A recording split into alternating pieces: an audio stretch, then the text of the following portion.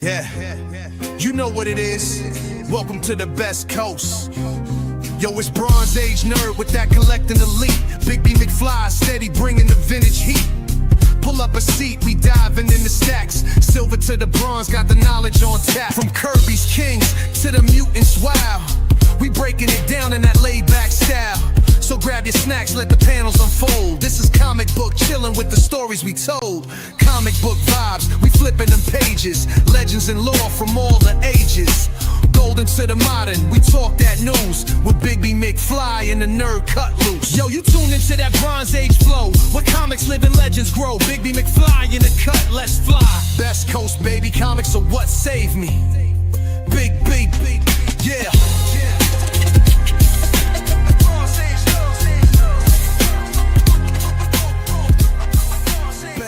Baby, comics are what saved me. Hey, what's up, everybody? It is the Best Coast Comic Show coming back to you again on a Monday night. I am Christopher, aka the Bronze Age Nerd, and I am joined, as always, by my illustrious co-host, Peyton Manning. Peyton Manning, number 18 himself. The sheriff is in the building. I love that. Bigby McFly, the comic guy. Yeah, but oh yeah, I had to help, shout out your Broncos, right? So yeah, there we go. I like it. I actually had somebody at the post office. I was picking something up, and they shouted out the Broncos to me as I was wearing a Broncos hat. So I was like, "Oh, that's nice." There you go. Got the Broncos love. But we're here to talk about more than just Broncos. What are we talking about this week? Well, you know what? We actually loved the conversation we were having last week. It took a little bit longer than we expected, and we still had some summer movie films that were on the mind.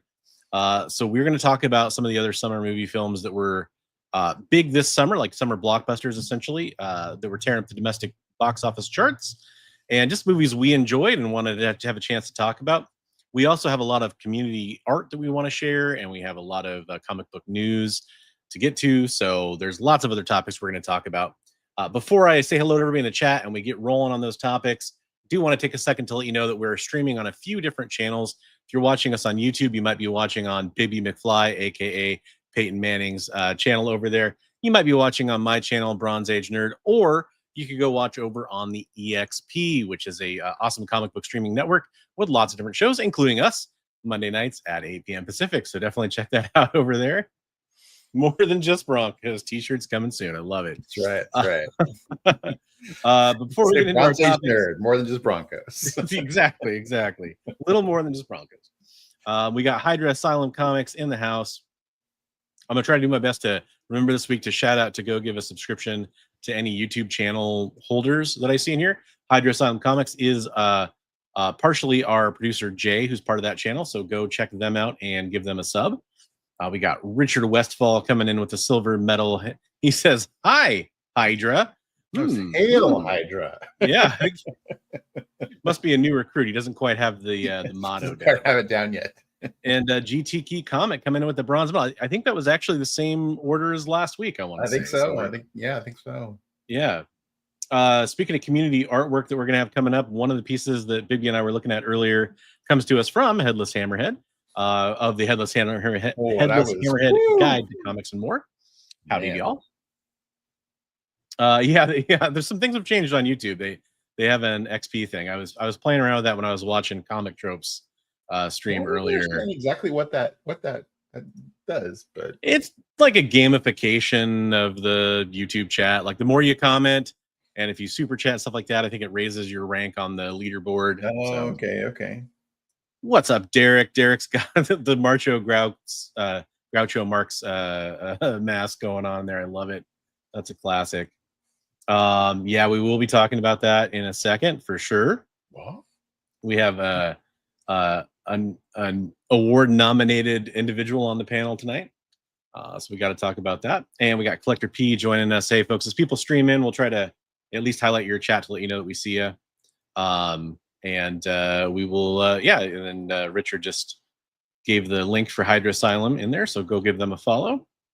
Absolutely. So before we get too far into anything else, we have to talk about what I just highlighted in the chat there. I wish I'd had this highlighted ahead of time. 1 second. Here we go. So the Comic Book Community Awards over here at cbcawards.org, which, by the way, Richard is part of the behind the scenes on that, but that was founded by Brian LCS. He's the guy that runs it every year, another community member. They just released the finalists for the awards this year for 2025. So the finalist voting is open, so you can go vote for those finalists now. The finalists are listed down here. There's some great channels in here. Like, I'm gonna kind of avoid going through too much of this, but I'm gonna shout out some names that are familiar to us. Like, hey, finalist number 1, emerging channel, Son of Crom. You've seen Son of Crom in our comments before. For the most part, I'll try to avoid directly telling people to go vote for certain people for the most part, but there's a couple I will mention. Psychotronic Squirt Gun, aka Aaron, he was somebody who helped support us for Heroes for Heroes, for example. Lots of great, and there's tons of Psycho Comics too. Yep, Psychos Comics. K-pop is in here a lot. K-pop is an awesome community supporter. You've seen her around in the show before. But I'm specifically trying to get down to one key award, Codex Station. There's a lot of great channels that are nominated on here, and I highly encourage everybody to go check out everything. Christina Payne and Richard Westfall are both in different categories. Yeah. So Richard is the Blue Wrench. He's up for that. Well, I saw that Christina was nominated earlier. What's she nominated? Community Builder. Community Builder. Here it is. Community Builder. Okay. Yeah. Let's come down to. Okay. But here's the one that I wanted to take an extra special second to talk about, which is the best short form content, shorts or reels. And boy, that top name up there, folks, Bigby McFly, the comic guy. You guys nominated him. He made it in. He's up there. So I'll let the finalist give his thoughts for a second. What do you have to say, man? I'm honored to be a finalist, and I would love to have you guys vote for me if you so desire. But vote what you like, obviously. Which should be Bigby. I'll just say it for him. But hey, if you maybe you got your own favorites in there. I like to be, I don't want to be pressuring people. If they feel with their heart that they want to vote for me, that's awesome. Wow. So I'm sorry. I just scrolled down to the Community Builder Award. I just realized, man, Christina obviously is a regular guest on our show as in terms of in the chat. There's 4 people on there that are friends of mine. I was like, yeah. Alan, Comic Collector Geek, who's been on this show a couple times. Mon Comics, another great channel, and Son of Crom. That's crazy. I'm not as familiar with Comic Pop, although I have heard of the name. But yeah, that's just crazy. Ooh, Lunch Money Comics up for Comic Book Community Channel of the Year too. Channel of the Year, yeah. I think I think I made a vote for him. Yeah, there you go. But and then there's folks, whoever you want to vote for, go vote, go have your voices heard. Barbarian Kung Fu, E-Man's World of Geek, another couple names in here that are regulars on the channel. But I'm not trying to skew your voting. Just go vote for whoever you want. The one that I do want to take a second though is, really, Bigby. I got to give it up for my co-host. I'm gonna show nothing but support for Bigby. For one thing, next year you guys will get us in there. It would be nice. It would be great. But yeah, I've been a fan of Bigby's. Well, I won't sound wrong. I've been a fan of Bigby's shorts for a long time. Ooh. I would have shout out one of our art contributors, regular art contributor, Rad Art and Comics, is up for best community artist. So yeah, absolutely. And lots of channels in here that I'm familiar with and support and like and everything. I just don't want to show too much preferential treatment, but I definitely will for that guy. I appreciate it. Love you, buddy. Yeah, and anybody who got nominated, congratulations. It's an honor. You got one for best beard a little while ago, right?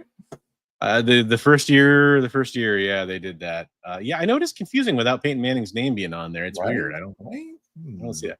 Yeah. I think it was like 3 years ago. I won best beard and facial hair and hands, or whatever they call it, and then best comic speculation content. So nice. That's awesome. So you're a 2-time winner. Yeah, man. I mean, and that's the other thing is, I want to see some of these channels that didn't see the love this year. Even being nominated, they didn't make the finalists. Definitely want to see some of those people make it in. Yeah, it is definitely, it's an honor, yeah, just to be nominated and then to make it to the finals was amazing. So yeah, well, congratulations, man. I think you definitely deserved it. You earned it. Your shorts content has been phenomenal. So yeah, I try. Yeah, it's something I can do on the side sometimes when things are laggy at work, so I can work on that kind of stuff. So yeah, man, making that time work for you. I get it. I give it. Right, for sure. So that way, anyways, I'm so excited to see you get nominated for that, man. And congratulations to all the nominees, of course. I love all the Top Gun quotes in chat are great. Talk to me, Goose. right. Negative Ghost Rider, the pattern's full. I feel the need for speed. Yes, they should be studied, Hydra Asylum. That is correct. Wait, no, yeah, they should. I'm sure they'll find all kinds of interesting life forms in there and everything. Okay, all right. On that note, but yeah, shout out to all the nominated finalists out there, and good luck to all of them. May the best people win. It's all fun. That's what it's supposed to be about. So hopefully. I got nominated the first year and I got kind of butthurt and stuff. And I was like, wait, I don't need to be butthurt. It was an honor just to be nominated. So yeah, the truth of the matter is that these awards do generate quite a bit of drama.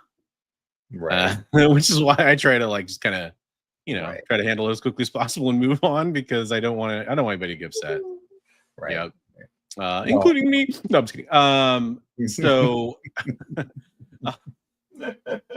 that said, we got to get into our regular segments that we do before we get into our main topic, because I know some people want to hear us talk about some of those movies that we didn't get to last week, just to kind of tease it up a little bit. I know we're going to talk about Sinners. We'll talk about 28 Years Later. There will be spoilers when we talk about those movies, but don't worry. We'll give you plenty of warning before we actually start just spewing all the spoilers about how Dumbledore dies at the end of Sinners and all that stuff. So you got plenty of time. I know it's shocking. It's shocking. But before we get to those segments, before we get to the show segment, we do have to talk a little bit about community art. Sent from you to us, it's art for all. At Best Coast Comics, we answer the call. Fans and creators, bold and smart, join the line for Comic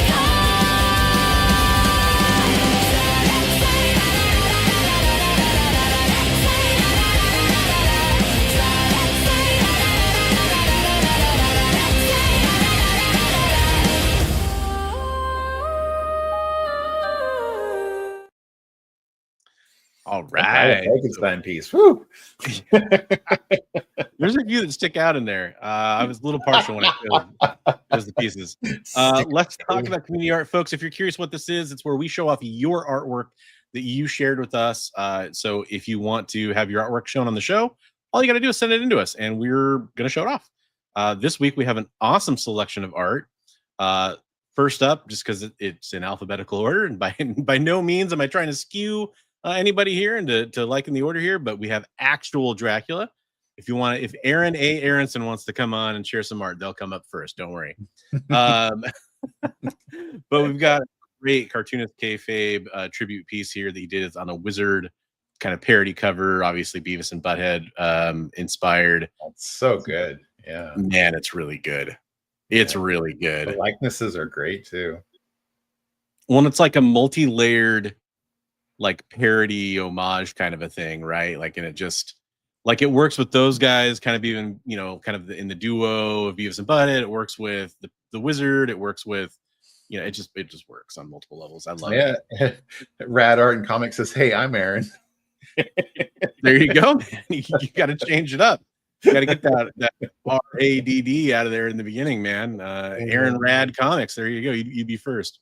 So great job, Dracula. Love it. That was great. We got a piece here from the Comic Book Community Award nominated Bigby McFly. You want to tell us about this one, man?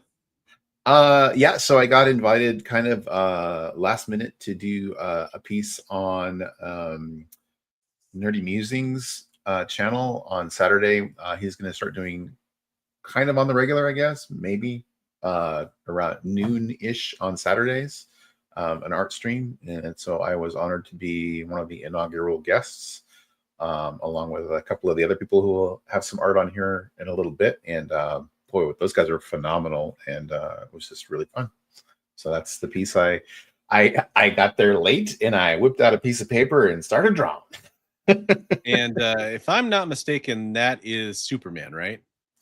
That is definitely Superman. Yeah. Okay, cool. Phew. Glad I got that one right. Black suit, obviously, right? Yeah. Cool. Yeah. Cool. They were kind of doing a theme of like a McFarlane-esque pose for a while there, so I started doing the upside down hanging Spidey thing. So. I like it. I like that. I know you were saying it was kind of last minute too, but you still filled out the negative space with the swirlies. Even that's kind of a nice little touch. Yeah, I had fun. I really had fun doing the cross hatching and stuff in there. Yeah, it was just the texturing. Who knows, man? Maybe next year you should be nominated for Best Community Artist. Just saying. That would be nice, but there's a lot of great artists out there. There are a lot, and we're going to talk about some more of them here. This came to us from CJ Design, which is, man, talk about summer. Yeah. This is just exuding summer to me. For some reason, when I saw this, maybe because it almost looks like it has like a sepia filter kind of thing, almost like not sepia, but old timey filter to it almost. It just reminded me of Jaws, is what I'm trying to get at. Oh, just when you thought it was safe to go back on YouTube. Yeah, exactly.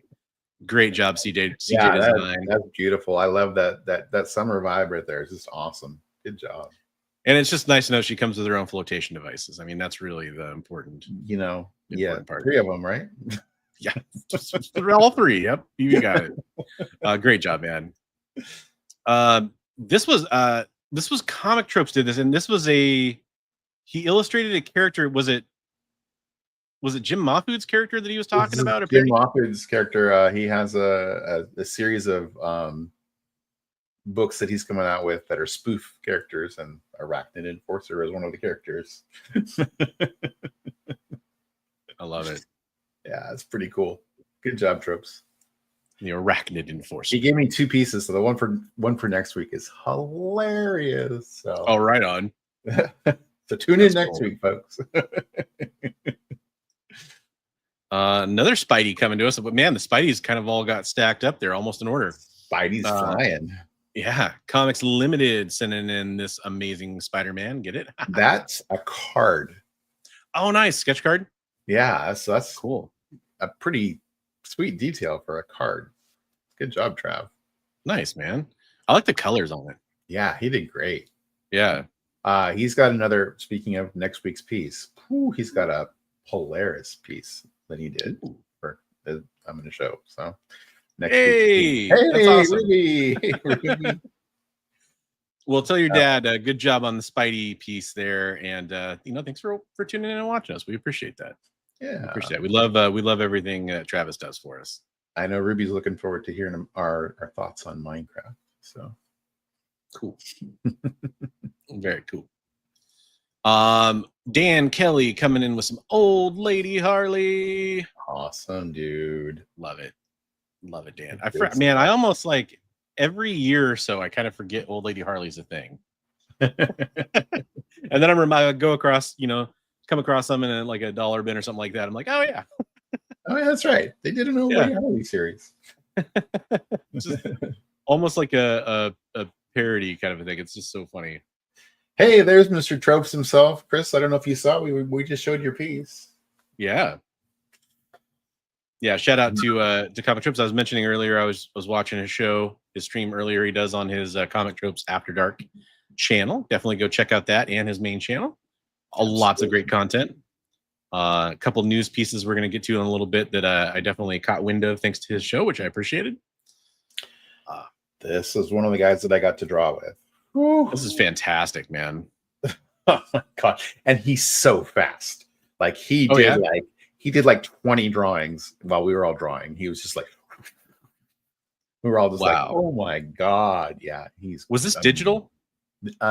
So he and James, Nerdy Musings James, were both drawing digitally, and myself, and I'm gonna butcher the other guy's name. I'll wait till it shows up on screen. We were drawing physically, so okay, kind of a combo. Is this an original character? Do you know? I believe this is an original character. He has some Kickstarter stuff that he's doing. I'm probably going to help promote that here on our channel.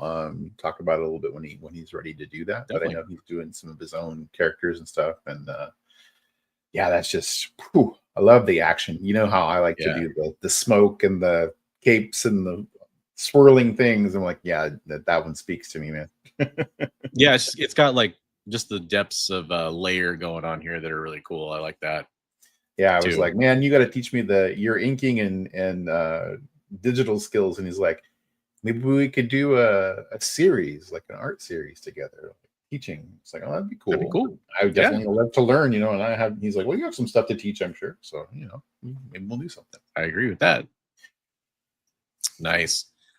Elliot Wright coming in with the Hannibal Lecter. Damn. Sweet. Yeah. It just makes me want to eat it up with some Chianti and some fava beans. You know, I mean, it's just great. No, that's really good, man. Yeah, it's amazing. Very good likeness. Good job. Yeah, you can just see it. The eyes are just spot on. Hairline, it's just really good. Well done, Elliot. I'm in awe. Good stuff. Another guy who helped out for Heroes. So yeah. So many people from the community art segment that you guys see all the time helped out, including Erwin Papa, our next one here. This gorgeous Thanos. My God, that's so amazing. Yeah, he sent me another one today. Again, teaser for next week. Woo, his piece for next week is amazing. Nice. I really like this. Hey, what's up, Comics Limited? Hey, how's it going? I was teasing that I'm going to show off your Polaris piece next week, maybe, but we just showed off your Spidey card. Yeah, can't wait. Gosh, such good art, man.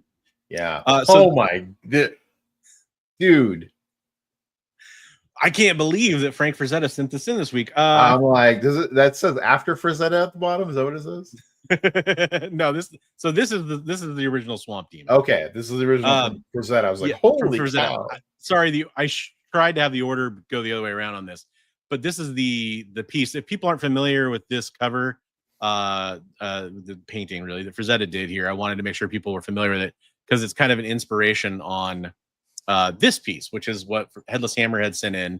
And this is a sketch cover he did, and it's funny because just looking at this, I don't know if I would have made that connection, but showing the Swamp Demon, I'm like, oh yeah, okay, I see it. I see it. Absolutely. That's cool. When you put them side by side, for sure. Yeah, I really like it. Good job. My eyeballs just knocked the wind out of me. Yeah, so really good job, Headless. I don't know if you're still in here. I saw you in here earlier, but you killed it on the Swamp Demon homage there, man. Yeah. So that was really nice. Beautiful. James Foster, speaking of nerdy musings, coming in with the Batman on the dog oil. I don't know what to call that. It's like a gargoyle, but it looks like a dog. Dog oil. Dog oil. Okay. Yeah, sure. Actually, it's kind of terrifying. Like the more I look at it, the more terrifying it gets. It is pretty creepy. Yeah. There's something like goblin-esque about it that's kind of just getting me. But it's great. It's well rendered. That's the important part. Very good job.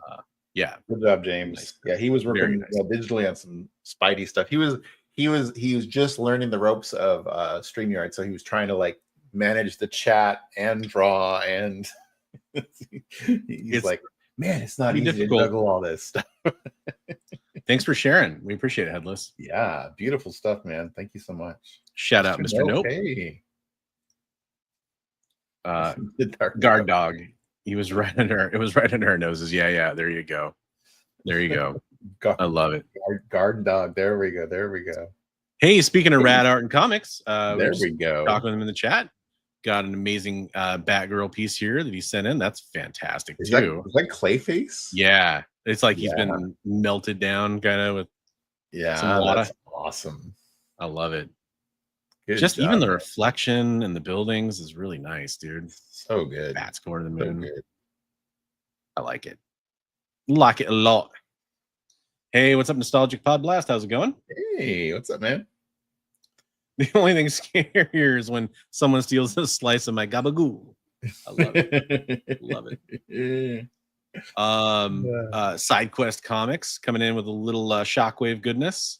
Yeah, some more Transformers action there. Here, I'll kind of zoom in on that a little bit because of the negative space there. It took me a second to figure. I was like, "Oh, it's Shockwave. That's so cool." Well, it's funny. I was just checking out. I'm reading Transformers, the Daniel Warren Johnson Transformers, with my daughter, and there's a panel that's like a preview panel or something like that of Shockwave. That's kind of, it took her a second to see it too. It's kind of similar to this, where it's because it's mostly just the, what is that? It's not a hexagon. Is that 6 sides? So yeah, it's a hexagon. Right? The hexagon with like the eye kind of thing, but it's mostly what the shot is. But it's really cool looking. Just I like know Ruby's a huge Transformers fan, so there you go, Ruby. There's your Transformers fix. Yeah. My daughter's getting super into Transformers too. So it's really fun to see the next generation, or maybe even 2 generations later, coming up on that stuff. Yeah. Hey, what's up, Shigeyuki? How's it going? Hey. I hope you're well as well. Love it. I love it. So much community art. Awesome. Okay. So this was the other person you were talking about that was on that stream. Yevgeny Sokolov. I think you nailed it. He has a interview on Nerdy Musings. Actually, both he and the other fellow, I can't remember his Lilly, right? Was his last name, right? Yes. Edward Lilly. Yeah. They both have interviews on Nerdy Musings, so if you guys check those out at some point. But Yevgeny, I guess, is a really hot up and coming commission artist, and he's got a lot of stuff on Instagram. And so yeah, that piece is just great. Just blew me away. I'm getting like some Lionel Francis Yu kind of leanings in some of the Wolverine here. It's pretty cool. Yeah, I like it. Really. God, that's cool. Derek says Yevgeny is so good. He has great shorts too. No, he does. He does have really good short trip videos of his art. So definitely, you guys get a chance to check out his stuff. It's beautiful. Man, the level of detail on this is just blowing me away, man. Right. He sent me one to show next week, which is the one he was working on the stream, which was Big Barda, and it is just it's just it's amazing. Just blood streaming off her mace as she's flinging it back, and like okay, we'll issue the strong parental content advisory. Not anything worse than what you see from Wolverine flinging it with his claws, Hey, another comic book community award nominated individual. We got Christina Payne. We were just talking about you earlier. Welcome to the show. Thanks for being here. So just a fantastic bevy of community artwork. You guys, you blow us away when you send in this amazing artwork. And if you want your artwork featured and you happen to be watching right now, all you got to do is send us snap a picture or a scan or whatever of your artwork. And toss hostess pies to stop Magneto and piles of gabagool to stop Wolverine. There you go. Just a great set of community art this week. I appreciate it. Beautiful pieces. Awesome, guys. Thank you so much for sharing. And a ton of people have been like sending me. I'm like, if you want to send me multiples, feel free. It's always good to have a back stock of stuff, so I can always fill that up for Bronze every week. So we have a good showing. Yeah, absolutely. Did we talk about the physical release for Superman last week? I can't remember. I don't think so. Okay, so we're gonna get. Oh, what's up, Otaku? How's it going? Hey, what's wedding? We're gonna get into the comic book news section. I just wanted to make sure I wasn't gonna repeat the first segment with something we talked about last week. But since we're gonna talk about the news, we have to.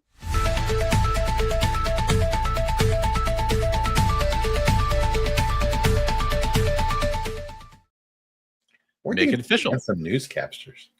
Yeah, very handsome. I wish they'd come on and do some of the news for us sometimes.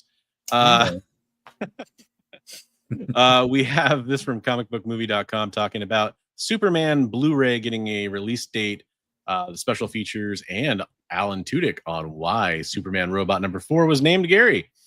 The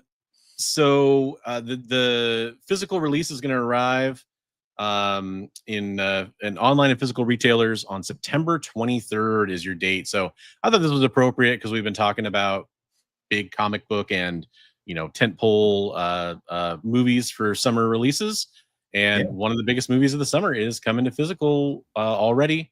I think it's pretty cool that it's coming that quickly for people that didn't want to go see it in the theater and will still want to pick it up. I know as somebody who collects like 4K movies and UHDs and stuff, I'm excited for this one. I think it's going to be a real good looking movie on the home screen, so I can't wait for that. Want to see it again too. I haven't seen this one more than once yet, unlike our producer Jay, who saw it, I think I want to say 8 times. I think he's what he said. I think so. So some people commented on the short release window for this. I guess that it really was more of just like they want to get it out there and get it in more homes is really what it kind of sounded like. And honestly, by September 23rd, I think the box office will have dried up enough that it's probably gonna be fine, right? I think it's already on streaming, or it's going to be soon at least. So they'll be dried up enough that they'll be able to put out a special edition for the holidays, right? Exactly. There we go. I know there's a really cool looking steel book I saw on pre-order that was the Fortress of Solitude on the cover. That was pretty sweet looking. Lots of cool featurettes here. I guess here's what I'll say. As somebody who has been collecting 4K Blu-rays, not seeing a lot of featurettes is kind of depressing because that's the case on a lot of newer releases. But it's nice to see that there is a good deleted scenes and a gag reel and a bunch of little featurettes about the making of kind of stuff. Cool. No word yet on what those deleted scenes will be, but I'm sure there'll probably be some decent ones on there. I guess you got to go to a different article to see why he was named Gary. Shall we go down that rabbit hole? I'm game. Okay. Why is he go down that named rabbit Gary? hole real fast. Alan Tudyk gave the direct inside look at his time on the set of James Gunn's Superman. I am looking just down here for the answer. Okay, here we go. Gary. Tudyk said that he would really like a name and casually brought up the idea of giving Robot 4 a proper identity during a conversation on set. His scene partner, David Cornswet, was immediately on board with the suggestion. With support from the lead actor, Tudyk pitched the idea directly to Gunn. What about Gary? But I was like, I would really like a name. And David, Superman, Cornswet was like, yeah, you should totally have a name. So I said, what about Gary? And James was like, I don't know. Okay, I guess. Let's shoot it. So wait a minute. That doesn't really explain why Gary. How did just randomly Gary? Okay. Yeah. It works. It works. It is. And he goes like, so is Gary. And he's like, that's a name. He's like, so is Gary. So is Gary. Yeah. I guess mild spoilers for Superman that do not matter. Mm-hmm. Yeah, thank you, Awesome Sauce. I was gonna say I thought it had something to do with Peacemaker season 2.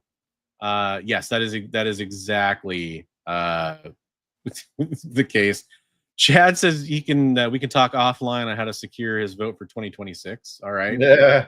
Sounds like some election rigging going on here. So I was going to tell you last week I saw a little snippet of something where somebody was saying that Gunn was saying that crypto was actually in the Man of Steel series, and they're like, where? And they go, there's a graveyard in the backyard of the Kent's place, and they're like, what? And they go, but crypto is just a regular dog. And they're like, guess why? Guess why there's a grave there? And they're like, I guess maybe Clark was too rough with crypto and accidentally killed him. He died. No, Pa killed crypto in front of Clark to show him the fragility of life. They got that, obviously. Before he ran into a tornado, you know. Right. Oh, you know what? Hydrocom has a really great point here.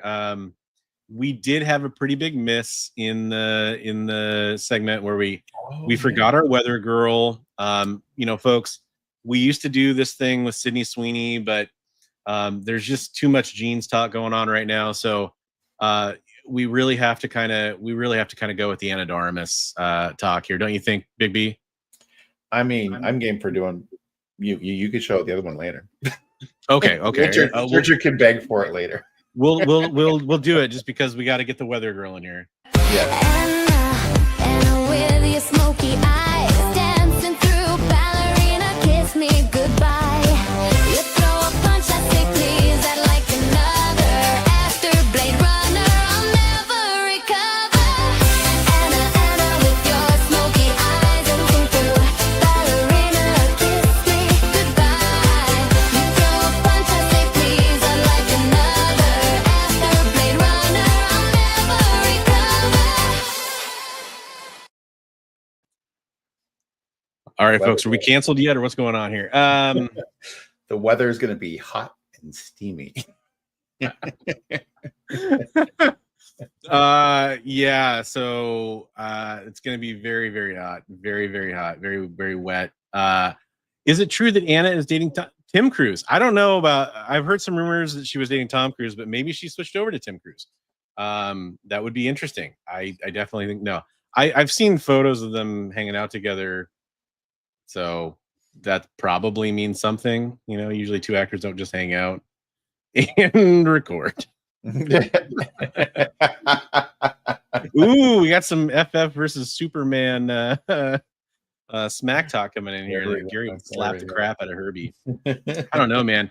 Did Reed put the Gary smacking tape inside of Herbie? Because if he did, you know, I'm just gonna say, into the armpits. Ooh, I just rewatched Sopranos, so I might be able to go with something like that.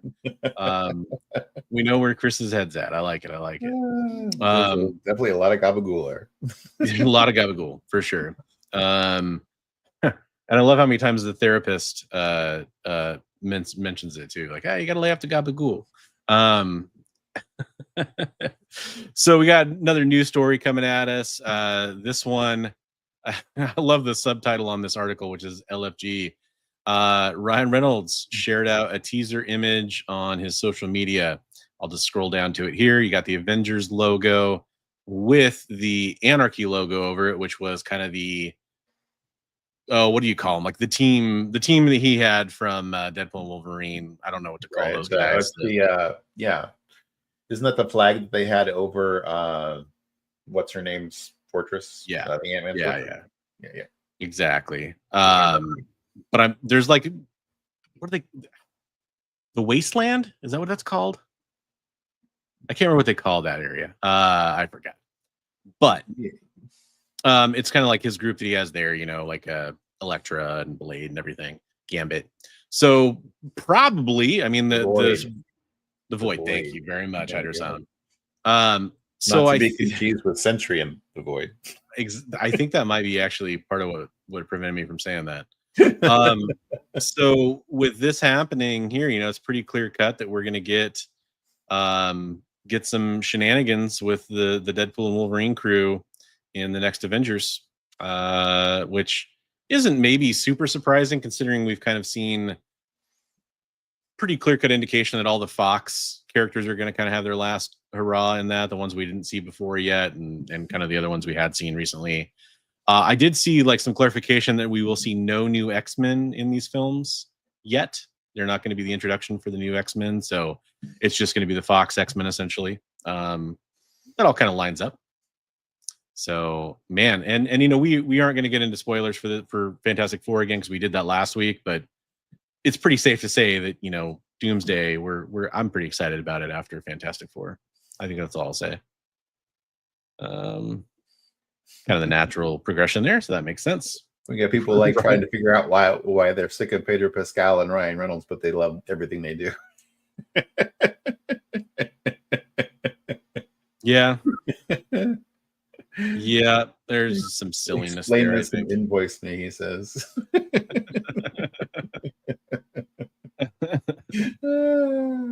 That's funny. My goodness. Here's one of those news stories I talked about learning about over on Comic Tropes After Dark show. This was kind of cool. I didn't realize that. I knew that Robert Kirkman's coming to the Transformers soon. I can't remember the exact issue it's going to start with, but apparently he's doing a series now with David Finch, which is really awesome. And I love the diversity of Kirkman's body of work at this point. You know, you got straight up, you know, he's done Marvel Zombies, he's done Ultimate X-Men, he's done obviously Walking Dead, he's done Invincible, he's done you know, Void Rivals, all this stuff. Now we have kind of this weird fantasy tale. Is that Stitch? What's that? Is that Stitch? It looks like him, doesn't it? Yeah. So we've got the new title coming out from called Skinbreaker from David Finch and Robert Kirkman. I like that Robert Kirkman was kind of like, I'm just trying to get out of the way of David Finch's art and try to let him do his thing here. Finch's art is amazing. It's just some of my favorite. Like when he's on his game is good. So there's some preview ran into images. him in Ascension back in the day, way back in the day. That stuff was just blew me away. That's Experiment 627. Old Stitch, yep. Oh, that's funny. That's right. At the end of the movie, with the live action, he was trying to turn him into 627, right? Take the love out of him and make him 627. But yeah, kind of a cool interview here. I was kind of thumbing through it. I was just trying to grab a source that had some of the art here, which it just looks different. Looks beautiful. Yeah. Yeah. And yeah, again, just kind of like that. You know, some writers, they just kind of keep going back to the same wells over and over again. Robert Kirkman really seems to be willing to branch out and try different settings and different genres. Yeah. There was one thing I read in here, and I won't find the exact quote because it'll take me too long to find it. But David Finch was talking about drawing every leaf on every tree stuff. It was just like, oh man, his art is so detailed and gorgeous. Right. So I'm excited. This was coming out in September, if I'm not mistaken. I think that's what I said. It's going to be a monthly or September 24th. It's going to be a monthly, or is it going to be a mini series? Do we know? I think it's a monthly. You know, we'll see how it goes. Probably is most likely. I know with Finch's style and his, you know, dedication to detail, he can get hung up on deadlines. True. That's very true. Definitely something he's been a victim of in the past. I love Gotta go to some slightly sadder news here. But speaking of Superman, we lost General Zod. Terrence Stamp obviously had a massive body of work. Died at age 87. Article from PBS here, you know, points out that he played General Zod. So many other films he was in though too, but yeah, just really sad to, you know, see yet another fantastic actor from stuff we love pass away. Yeah, and that's a good call. The voice of Jor-El in Smallville too. Yep. The Limey, you know, there's lots of great stuff he was in. Yeah, this is another one. I totally forgot that he was in episode 1 as the Chancellor before Palpatine. Stick and Electra. Yep, there you go. There you go. Another couple comic book roles there, but that's just too bad. Rest in peace, Terrence Stamp. Yeah.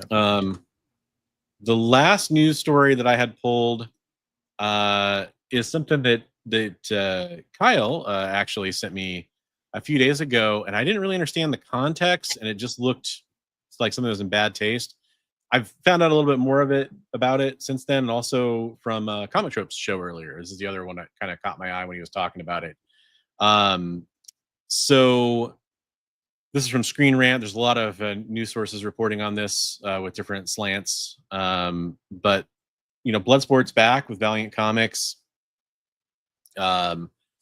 There's a new issue out, and Valiant Beyond Bloodshot #1, which is by Mauro Mantella, is being called out for this specifically, mostly this panel here, which is context free. It's basically about I'll kind of read you what it says here on the right. It says there are kids who want to be bitten to become vampires because their favorite influencer says they are one, and parents who force their children into that irreversible change just to feel modern and believing that they'll be thankful for it when they grow up. Pretty clear there that is not talking about vampires, in my opinion, and a lot of other people's opinions, and is actually rather transphobic. Now there's a little more detail that's come out. This isn't just the panels come out and everybody's outraged. We actually have some more information, which is that Valiant has issued an apology on this already. But the apology did include a weird factoid, which they say that it's a nuance being lost in translation. And that doesn't really sit right with me either, because I don't think that's accurate. I don't think it was something that was just lost in translation. It seems like a little bit of a deflection there to me, and I'm just gonna say that's how I interpret this. So to a lot of other Bloodshot creators that have been out there, they're speaking out against this on social media. I think it's worth praising that. The creator involved here, the writer Mauro Mantella, has lots of other speech on their social media that does go along with thoughts like this and transphobia. So it's not surprising coming from this person. So yeah. Yeah, it angered me too when I found out about it. And yeah, the apology makes no sense. I agree, Chris. When they're bitten, do they become a little bit? I don't know why you've got to try to work that kind of stuff into a comic book story, but no, I mean, the weird counter arguments I see on it, and I don't like to go too far down this rabbit hole, but the weird counter arguments are like, well, people are allowed to push other agendas, and that's okay in comic books. I see that argument. It's like, well, yeah, but those agendas aren't bigotry. So right, that's the difference. And I mean, it's okay to talk about bigotry in comic books if you're talking about fighting against bigotry. I mean, that would be, or if a character has bigoted points of view, showing the consequences of those actions or why it's wrong. Those are different things that you can do. Right. Yeah. Yep. Saw some chat in here about who's alive from you. That's a good point. Yeah, there's not a lot of people living, unfortunately. I just found this Mark McClure. Yep, and Chad Cave saw it in theaters, and he's still alive. There you go. There you go. Saw it in theaters, yeah. Yeah. So we got a couple of survivors. Yeah, unfortunately, it's just a lot of people passing away. But yeah, that story, I just I really wanted to talk about it too, and kind of, just in my opinion, just kind of condemn it. I don't think it's appropriate for And I don't think the apology, I hate to say this, but if anything, I'd rather see them just say like, no, this is just our opinion and this is what we're publishing. Trying to do an apology that's trying to say like, oh, it was lost in translation. No, it wasn't. I don't buy that for a second. We didn't catch that. Yeah.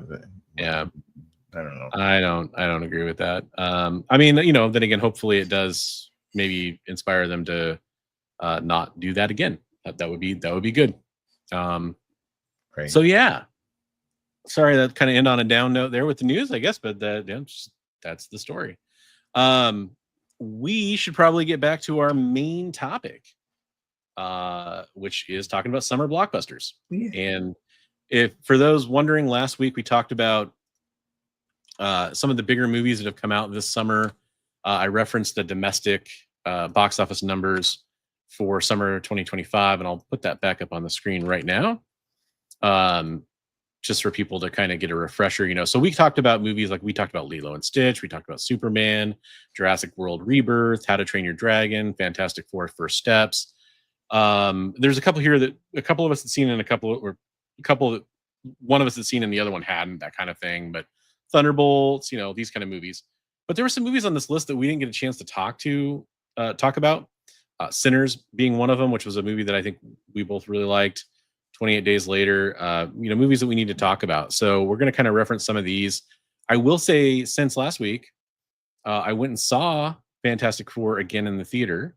Showed my family the movie, and I loved it more the second time around. There you go. I'm saying something. By quite a bit, actually. Like the impact was just. I think the first time I watched it, I hate to say it, but I think I was watching it kind of like, is this good? Is this good? Is this good? And the second time I was like, well, I already know it's good, so I can kind of just sit back and enjoy it. And man, it really hit home. Like it was more emotional. Seeing it with your family, it's a very family movie. So, Right. Yeah. So at this point forward, movies that are on that list, things we're going to talk about could include spoilers. I know Weapons. There was a lot of talk about Weapons last week on the show. I still haven't seen Weapons. Have you seen Weapons? I have not seen Weapons yet. Yeah, No. I want to. It's not like a question of not. I absolutely want to. I just haven't had a chance to. So probably no spoilers for that one. I think that's the newest movie that would have a potential to come up here. But Sinners and 28 Years Later are probably the two main ones we're going to talk about. New stuff. Have you watched Alien Earth yet? Yeah, you know what? I've watched. That's good. I really like that. Because there's more people that probably haven't seen that would want to. If we want to talk about that, let's tack that on at the end, okay? Yeah, let's do that, or we could talk about it next week. That's fine. Yeah. Well, I mean, I have a feeling. That, we're only talking about two movies, so that should only take us like 2 hours? Yeah, maybe 3. So let's talk. Should we talk Sinners first? Sure. It came out first. Excuse me, folks. It came out first. Well, we had another one too. We had Minecraft, right? Yeah, Minecraft we can discuss a little bit. I guess that technically came out first. It was another one that you've seen it, right? Yeah. Okay. So yeah, folks, if you're watching still, those are the three major movies we're going to be talking about here: Minecraft, Sinners, and 28 Years Later. As we move on to each movie, we'll give you the spoiler warning for each one.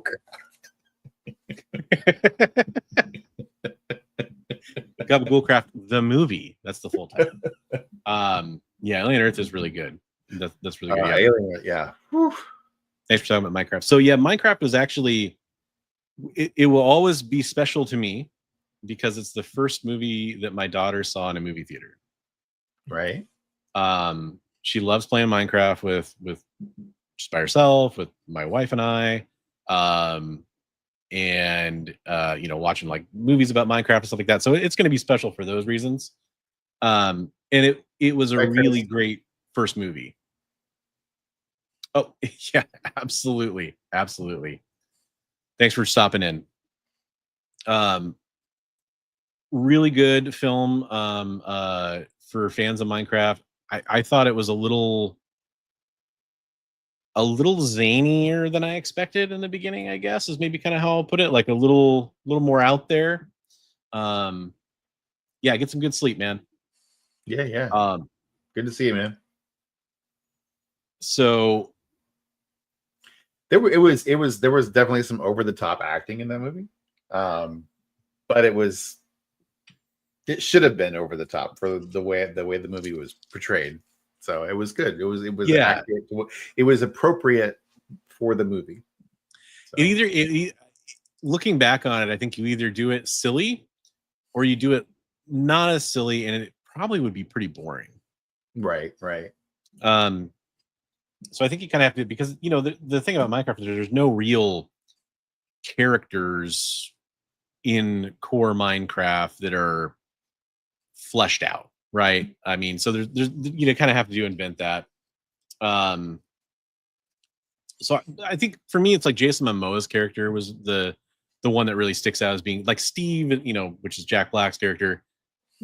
Pretty zany, but like I expect that from Jack Black. Like it wasn't surprising. Right. The Jason Momoa stuff was maybe a little sillier than I expected. I think he was matching Jack Black's energy. Just like yes, yeah, and it's weird because they were playing like off of each other. Exactly. I thought it was great. I actually really enjoyed it. So, have you ever played the game? Yeah. Okay. I played, cool. Yeah. I don't get into the crafting like a lot of the really intricate stuff, but I love building, the big buildings and ships and stuff like that. That's fun.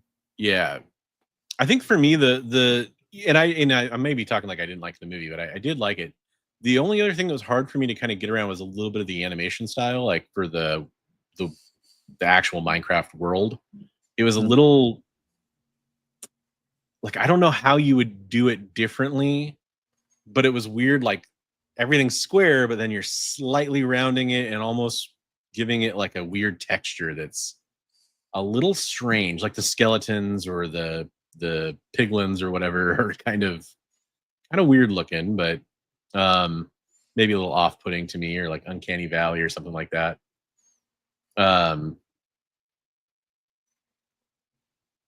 Yeah, I think they kind of had to do a little bit of that to kind of make it kind of blend with the human characters. Sure. But at the same time, like I think some of the stuff, like showing them trying to survive and learn how the world works is pretty funny. Oh yeah, it was great. And once they do learn how everything works, it's so funny. Oh, the townsfolk guy that makes it to the real world. There's a streamer that I watch. He's not like a very big streamer, but his name's Drew Goodhelp. Really, I love watching the guy. He does a lot of playing games for the first time kind of thing. And he's, I think he's probably like in his late 20s, early 30s, and he's playing Minecraft for the first time. And the first time he finds a village, he's scared of everything because he's, as far as he knows, like everything's gonna come up and try to kill him, right? He goes into a village and this character walks up to him. He's like, "Oh, hi, what's up, penis face?" Yeah. And so he continually calls him that the entire time that he ever encounters one, and it's just hilarious to me. It's you got a super chat from Comics Limited. Is that what happened there? I'm not sure. It doesn't look like a super chat of mine. It looks like just $10 from Comics Limited. Minecraft was a game that got me through a rough time in my tech career. I don't know what $10. Well, I don't know where that came from. Unless he was. I don't know. Understand the XP part. channel and that came through. I don't know. On the XP. If it really was a super chat, that's not showing up on our side. So, he's just pledging $10 to you. He's just saying his $10 tells him that it's my $10 worth says. Yeah.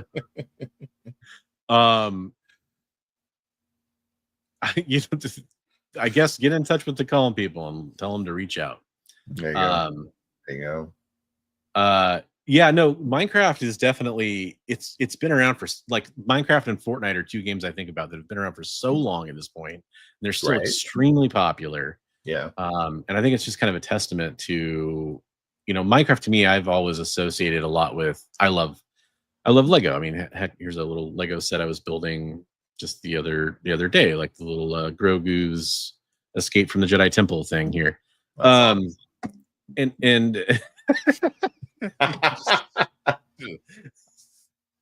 that's hilarious. These super chats are blowing me away.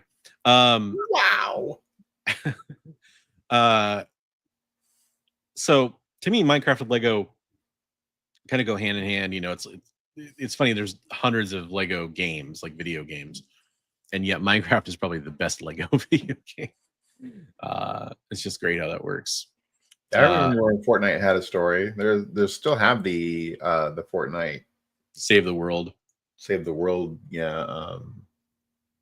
thing going on, and they update it regularly. Yeah.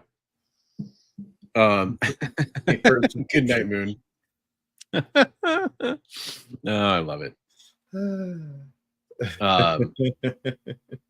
Sorry, one thing I got distracted by is that I kind of was just absentmindedly like ADHD scrolling on this Box Office Mojo site, and it caught my eyes that Dogma is number 49 on the top 50 grossing movies, and I was like, wait, what?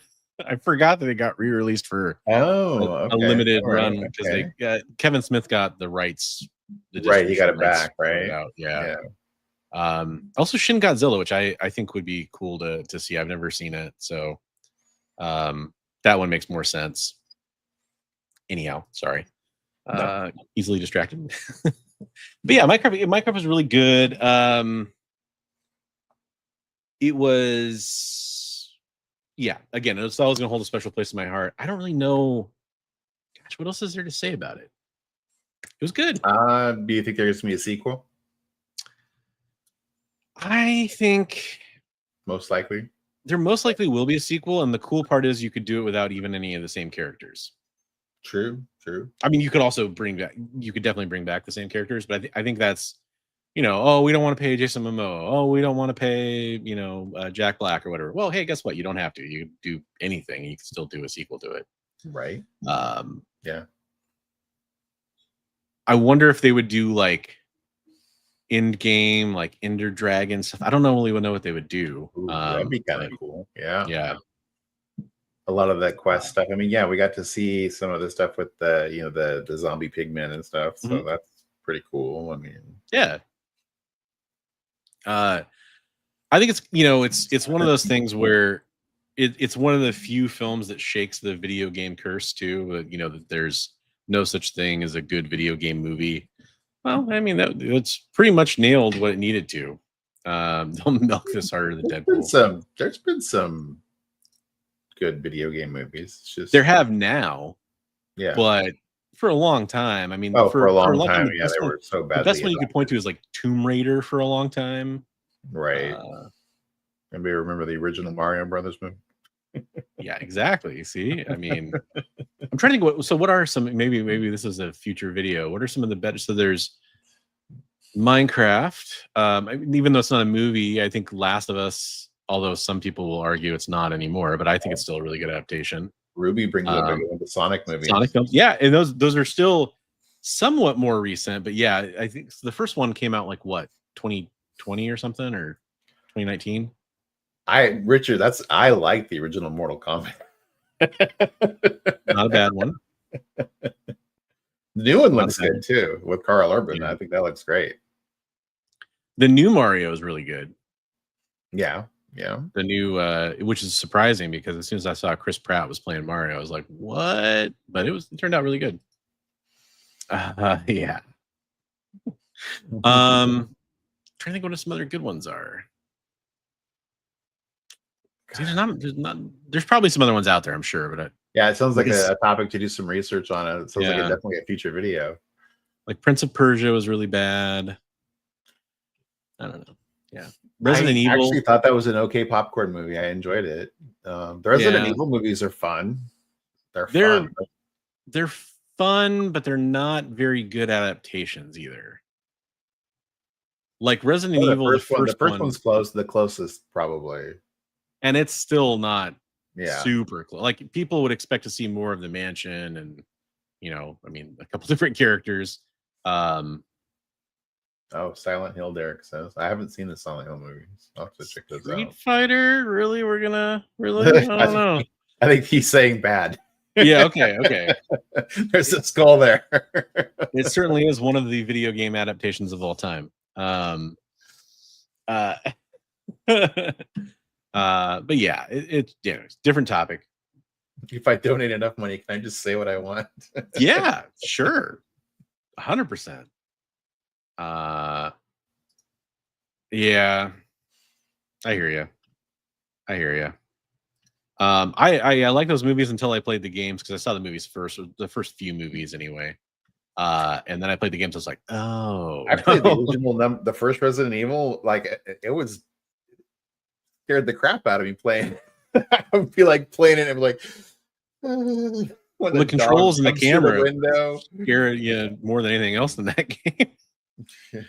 Because you're like, I'm walking this hallway. All of a sudden, I'm walking down the hallway the other way, and something jumps through the window or whatever. Like you go through the first time and you see movement outside the windows and you're being real careful and everything. And then you're like, okay, you make it past, and then you have to go back the other way to go fix something, and then the stuff comes through the window. Yeah, I love that. I love that in those games. It's a really good like setup. So yeah, that was Minecraft. I think they'll probably do a sequel to kind of wrap up that one, I guess. So yeah, I want to talk about Sinners, man. I want to get into it. Okay, but Minecraft gets thumbs up from us both, right? Yeah, it's a thumbs up. It's a thumbs up. Okay. It's kind of I think it's better if you're seeing it with a family. Yeah. It's definitely a family movie. I mean, but I watched it. I watched it by myself. I enjoyed it. So. Weirdo. No, I'm just kidding. Yeah, you know. It was good. It was good. Comfort of my living room, you know. Yeah. But I got to talk about Sinners, man, because Sinners is so okay. good. So Sinners, I didn't know the premise of Sinners when I watched it. I was Oh, I'm so jealous. Pleasantly surprised. Hey, thanks for watching, Ruby. Have a good night. Yeah, thank you. Maybe you can borrow your dad's TV. No, I'm just kidding. Just go in the other room with your dad and watch it with him.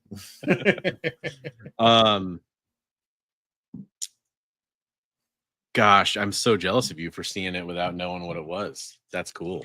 I mean, yeah, I didn't know it was gonna be like some sort of like spirits or possession. I didn't know it was gonna be. Well, okay, spoilers if you're watching and you haven't seen Sinners yet. I didn't know it was gonna be a vampire movie. So yeah, to me that was pretty obvious from the trailer. But again, it would have been cool not to know. But then again, there's also several of those movies that have done that recently where you're like, oh, is it vampires or zombies, or are they possessed, or are they, so maybe that's it was vague enough in the trailer that I didn't know. Yeah. So. It's so freaking good. Yeah, if you guys haven't seen it, oh my god. So I highly recommend. I wasn't necessarily on the fence while I was watching it, but I'm pretty critical. Just how I am. And I'm going through, and for sure. Bye, Trav. For sure, Trav. I'm going through and I'm watching it, and it seems fine, but you're kind of waiting for things to happen. And then there's the first musical scene in the new club or speakeasy or whatever you want to call it. And that scene just blew me away. Yeah. The one where they're kind of going through time. And, yeah. Oh my gosh. That was so well done. And I was locked in after that. Yeah.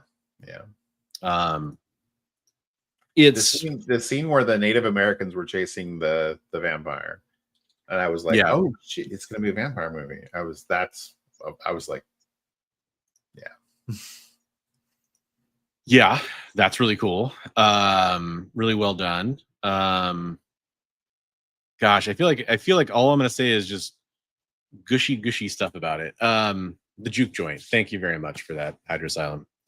I gotta say that I love Jack O'Connell, who plays the antagonist in the film. He's really good in this show called Rogue Heroes, which is about the formation of the SAS. He plays Patty Main, who's a real historical figure. Kind of an overboard representation of him, but it's really fun. Man, he does an amazing job in this. And then he was in another movie we're going to talk about here, but I'm not going to say what it is. But he's going to come up because he's at the very end of another movie that we're going to talk about. So, man, Chad is like speaking my language. Tron, Legend, Lost Boys, Breakfast Club, Blade Runner. Oh yeah. The only one that I can't get behind on that list is Legend. I have a really hard time with That Legend. was one of my favorite movies for a long time. I don't know what it is. It's just something about its pacing that just kind of. I need to try to watch it again now that I'm a little bit more patient, I guess.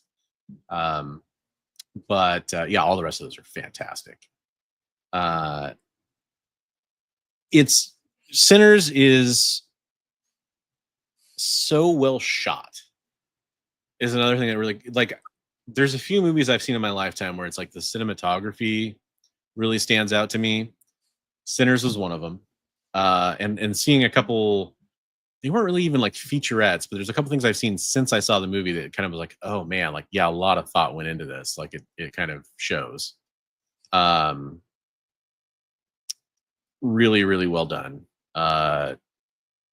There's a lot of stuff. I really wish I'd seen it in like Dolby Digital or IMAX, like one of those, like the actual Dolby Digital format or the IMAX format, because it was shot in this crazy wide, tall widescreen format.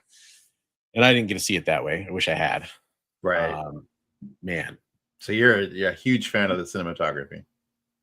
Loved it. Love the cinematography.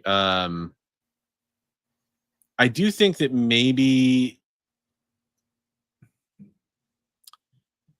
it kind of could have been better in the last part of the second act and in the beginning of the third act kind of is maybe kind of its weakest spot, because you're kind of going, it's just kind of stereotypical vampire.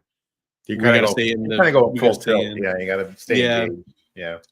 We got to stay in, they got to stay outside. But then there's that whole part with like, you see it from the Irish vampire's perspective of what he's looking at. You see the musical scene with him and the vampires he's turned, and they do that kind of whole like Irish folklore kind of dance song and number. That was really cool too. It was a nice, because up until that point in the movie, you're kind of like, well, vampires are the bad guys, and they still are, of course, but you see more of like what he's trying to get after. Yeah. No, and it gives you more empathy for the character. Yeah. Wow, what are we talking about? Looks like Blade Runner in chat. A lot of Blade Runner talk, and then Chad was saying that he thinks Excalibur is a perfect movie. The original with Patrick Stewart with hair, Excalibur. Yep. Yeah, Excalibur is another one.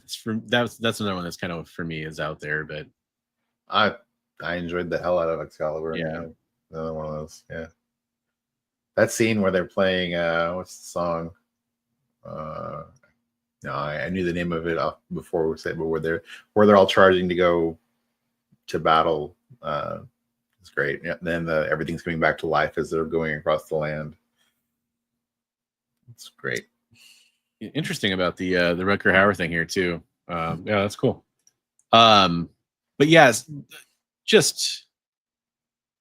it's strange, you know, and movies are always going to be this way, but I see a lot of people who are saying Sinners is overrated. And I'm not saying chat, you know, I'm not saying, but I see that sentiment a lot online when you go look about, you know, people talking about this movie. And I do kind of wonder if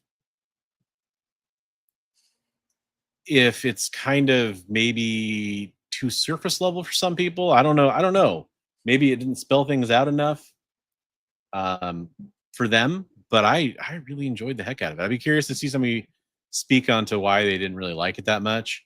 I will say, as far as spoiler stuff goes, my parents are, and especially my dad, are big Buddy Guy fans.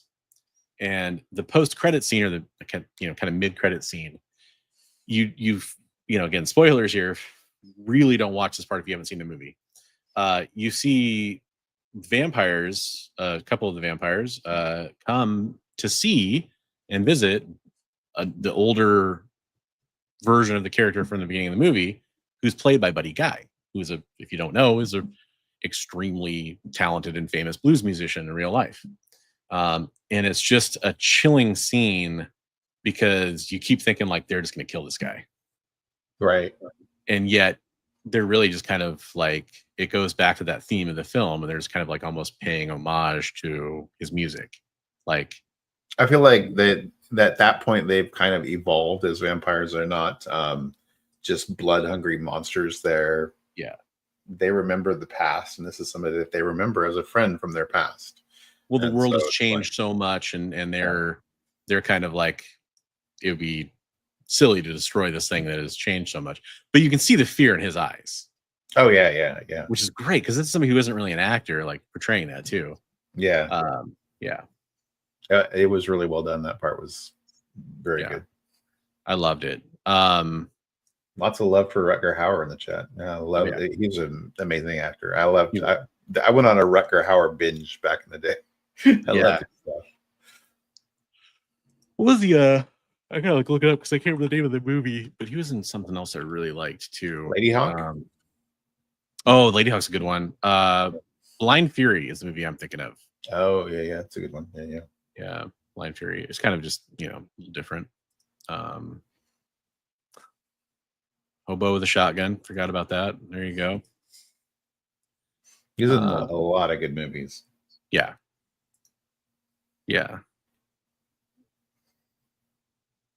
Okay, that's it. This is now just a Rutger Hauer stream. Rutger Hauer fan club. Yeah. So safe to say, Sinners both double thumbs up from both of us. Yeah, I double thumbs up for me. I'm willing to admit that it maybe wasn't perfect, but I think it was phenomenal. And I give a lot of credit to movies these days that are completely original. Yeah. It's an original story. I have seen, I don't buy this. There's talk that because Ryan Coogler was at one point being tapped to do a Blade film. Right. I've seen attached to that, or I think at this point, no, as far as I'm aware. But I've seen talk out there that parts of this film were going to be what Blade was going to be. I don't buy that, but I mean, there might be something to that. I've seen everything from parts of the wardrobe to maybe more of the plot, but that would be very strange to me. But hey, I don't know. I would have liked to have seen Ryan Coogler's Blade. Maybe we still will, but I don't think he's attached to it anymore. right. So yeah, 2 thumbs up, way up on this one for me, at least. Yeah, I you. super enjoyed it. So we gotta go later. We gotta go waiting 28 days later. No, 28 weeks later. 28 something years. Yeah, we gotta go 28 years later. The movie that now can no longer have a sequel unless it gets real weird. Because the only thing you could go after 28 years later is like 28 decades later. I kind of, when we get into the movie, but I kind of feel like they're trying to set it up to be like a Road Warrior universe kind of thing. Mad Max universe. Yeah. Kind of deal. I'm kidding. They could do 29 years later or something. I mean, it's pretty open now. But it's just funny because of the naming scheme so far. To even talk about 28 years later, which of course we're kind of getting to the point where we're going to be doing spoilers here, kind of have to talk about the first two. Do you like the first two movies? Like, what was your opinion on those? Yeah, I enjoyed the first two movies. First one was the best, but yeah, second one wasn't terrible. Yeah, second one was interesting. Yeah, second one wasn't directed by Danny Boyle, if I'm not mistaken. Oh, excuse me. I'm actually curious. 28 weeks later, I'm pretty sure that wasn't directed by Danny Boyle. Juan Carlos Fresnadillo. I'm not familiar with that by anything they've done except for 28 weeks later. Damsel, I've heard of that, but I've never seen it. Anyway, so yeah, the second one was okay. The 28 days later, probably one of the craziest movies for me that got me to like horror films. Really? Not a genre that I really have an affinity for. But that movie changed it. I mean, when I saw it when it first came out too. So Yeah, a long time ago. saying something that opened your eyes to horror. That's cool. Yeah. Well, I think the first movie, not this isn't a review of the first movie, but it's important to talk about, especially with this movie. It does kind of that. I'm not going to get into the debate about whether or not 28 Days Later is a zombie movie. I think it is, but a different kind of zombie movie. There's that whole thing where humanity really is the worst thing about the zombie apocalypse. That's an important staple of that genre, and I love how 28 Days Later has kind of like a twist on that.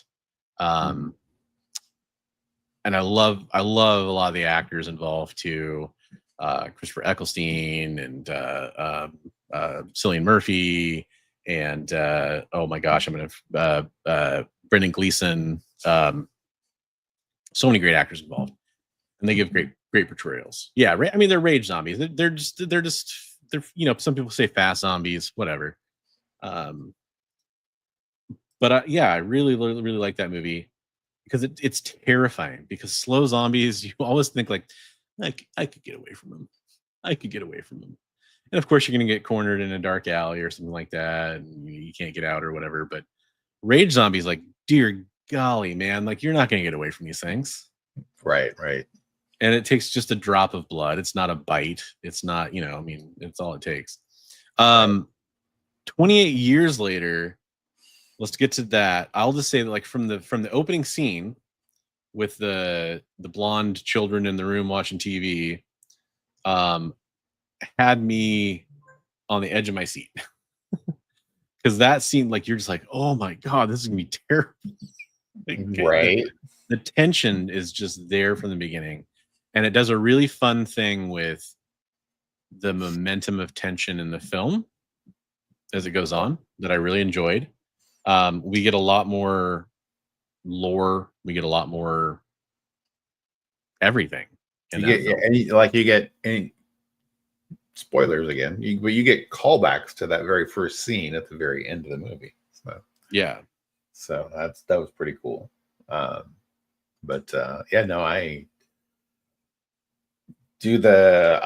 didn't even recognize the actor, Quicksilver Craven. I Aaron Taylor Johnson. Didn't realize that was Aaron Taylor Johnson. Watching the movie, I was like, did a great job. I didn't realize it was him. I didn't realize it was him. He's a great actor. He gets kind of, I think he's had some unfortunate films come out that kind of have hurt his career a little bit. Right. Hopefully this kind of helps set him back on the right course. Yeah, no, he did amazing in the Yeah. What are the odds that guy never does a superhero movie again? Yeah, you think maybe might be burned and one too many times by that. Yeah. It's unfortunate, but he does a great job. And it's funny because it's that subversion of expectations, because from the trailers, from the setup of the film, you think he's going to be kind of the protagonist, or really, I mean, it's obvious that the kid's going to be too. But, right. Hey, maybe something happens to the dad and, the kid has to do it on his own or whatever. Right. But they really, really, really, they pulled the rug out on you. Yeah. You knew from what you thought was going to be coming, right? Totally. And I absolutely love Hydra Salam's comment here. The alpha is true. The thing about the alphas in this film are terrifying. I like that in that they kind of evolved the zombies, or the rage zombies or whatever. So you had the different the blind fat ones and the alphas and just the mindless ones. Yeah, so that was interesting. It's really weird. It's I love that the alpha's main move is just like Predator. We're just going to rip the spinal column and the skull out from all these victims. So that's where somebody could argue with you about the version, whether zombies or not, because obviously we've got a rage baby that's a living she's still alive. She did it with the alpha. And, well, they're still alive. yeah. Like, I mean, it's like it's a weird thing with like the zombie thing for me because like even though I classify them as zombies, they're fully alive, 100%. There's no doubt about that. Like their bodies are still working. They still need to eat. You know, they'll decay if they don't eat. Like we see some decrepit ones. Yeah. That's the word I'm looking for. Thank you. It's absolutely insane. That part, man, I was cringing when that part was playing because I'm like, this is going to be terrible. Like, she's going to reach back out for the baby or something like that once it starts crying, or it had me. Yeah, that was very tense for sure. Yeah. All the rats coming out of the train when they're yeah. And then we get Voldemort, who in my head canon, he puts a little lightning scar on the baby's head while nobody's looking. I thought he was terrifying looking because he had the what's it called all over him, the iodine to keep the rage virus off of him. But so which is really smart. He looked horrific though. It was great. So, but it's just great how everybody thinks he's insane or some kind of, and he's actually the nicest guy in the world. He's, you know, and definitely a little eccentric, but right. Really, I think as a parent, that was a really touching moment in the film. After she gets her diagnosis, which, you know, we kind of saw coming, and you kind of like, well, there's no way that he's gonna be able to save her, so you kind of figure it's inevitable. But it was just the way it was done was really touching. Yeah, no, it was. Yeah, very, very, very well done. I was kind of hoping that he would take the doctor back with him to the people that probably needed the doctor. But I didn't think the doctor was gonna live, man. I didn't either. I thought, after the what's his name, the big guy, the big alpha. Yeah. Which by the way, I didn't know Jason Momoa was going to be in this movie. That was crazy. Not Jason Momoa, but for a split second when they first show him, I'm like, it's Jason Momoa.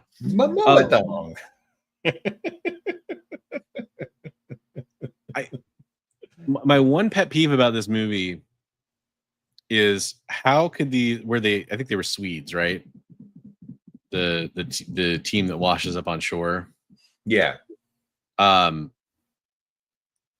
How could they possibly be dumb enough to be on full auto trying to kill these things when you got to like hit them in the head and the heart? And like they've been, you know, all the military people have been patrolling this thing for so long, keeping this quarantine going. Like they had to have known, because they said they pushed them out of Europe, so they clearly, you know, they had experience against these things. But man, they act really dumb in those scenes. But hey, you know, whatever.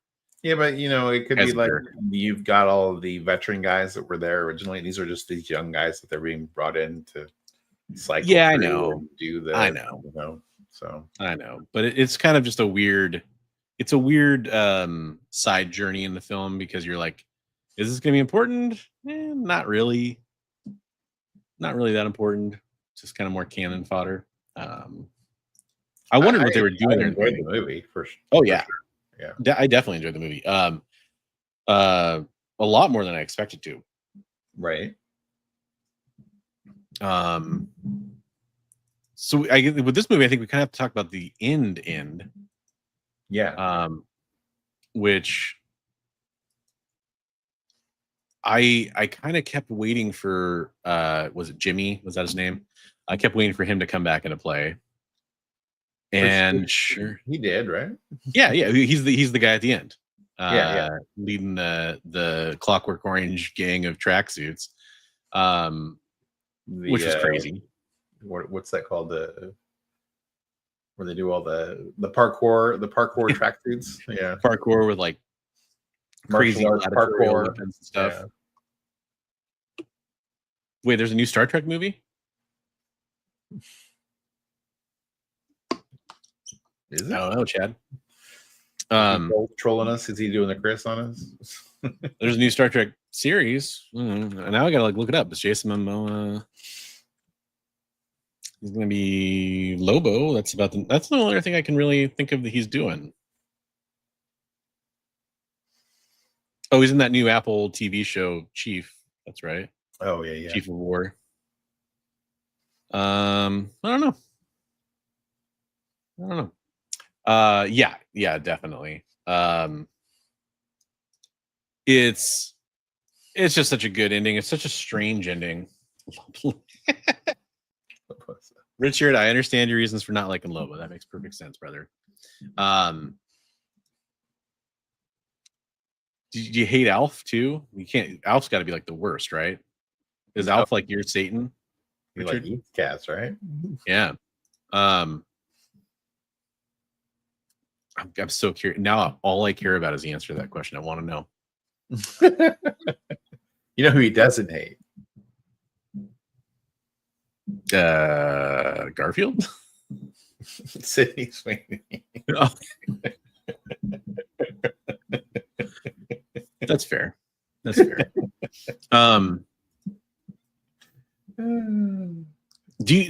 you want to see a sequel to this movie? Like I said, I think that they're